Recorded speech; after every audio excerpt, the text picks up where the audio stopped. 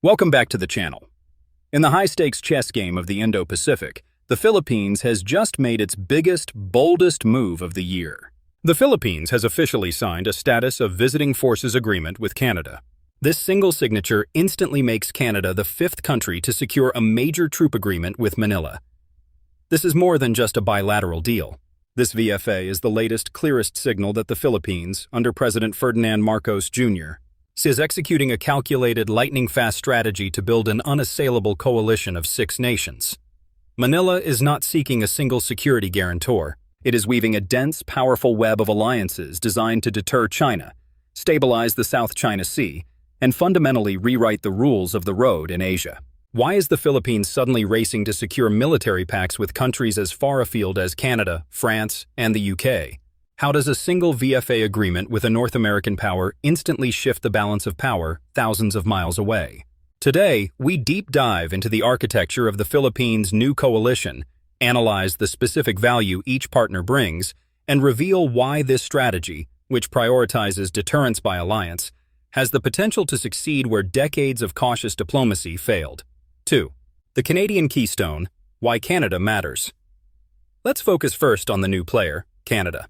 The agreement signed by Defense Secretary Gilberto Teodoro Jr. and his Canadian counterpart is an SOVFA, the necessary legal blueprint allowing the armed forces of both nations to conduct joint training and exercises in each other's territory.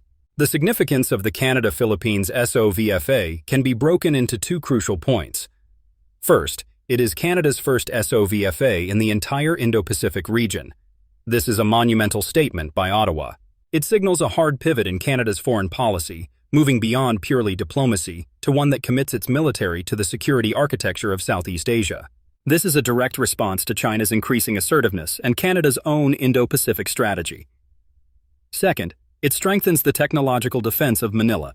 In 2023, Canada provided the Philippines access to its dark vessel detection system. This vital technology uses satellite data to track vessels, even those that have turned off their transponders, a common tactic used by Chinese Coast Guard and maritime militia ships in the West Philippine Sea. The VFA ensures Canadian personnel can be on the ground to integrate this high-tech surveillance, dramatically enhancing Manila's maritime domain awareness. This is not just a symbolic alliance. It is an alliance that brings a stable G7 member with advanced technology directly into the South China Sea conflict framework. 3. The Coalition of 5. Who's in the VFA club? The Canadian deal means the Philippines now officially belongs to an elite military club, forming a crucial defense against unilateral aggression. This web of treaties forms the foundational defense of the Marcos administration. Let's quickly analyze the other 4 key members and the unique role each plays. 1. The United States, treaty ally, the oldest and most critical partner. The 1951 Mutual Defense Treaty is the foundation, and the Expanded Defense Cooperation Agreement, or EDCA, grants U.S. forces access to 9 bases, several strategically located near the South China Sea and Taiwan, the U.S. provides the ultimate security guarantee and the necessary heavy logistical lift. 2. Australia, status of forces agreement. Australia is geographically closer than the U.S. and is vital for maintaining a consistent non-U.S. allied presence. The bilateral security arrangement focuses heavily on interoperability and allows for immediate, coordinated joint patrols and exercises. 3. Japan, the Reciprocal Access Agreement, RAA, the functional equivalent of a VFA. Japan brings 2 crucial elements, advanced naval hardware and a powerful modern navy that has a direct stake in the security of the sea lanes. For Japan, the Philippines is the cornerstone of its own regional security strategy. 4. New Zealand, Defense Pact. New Zealand, like Canada, adds political and moral weight, reinforcing the message that the South China Sea issue is a matter of international law and stability, not merely a bilateral rivalry. Collectively, this group of 5 presents China with a multinational problem, changing the dynamic from a one-on-one dispute into a global defense challenge. 4. The Coalition of 6, the next strategic step. The strategy is clearly not finished. The Coalition of 6, and perhaps more, is already being built through active negotiations with 2 major European powers, France and the United Kingdom. France.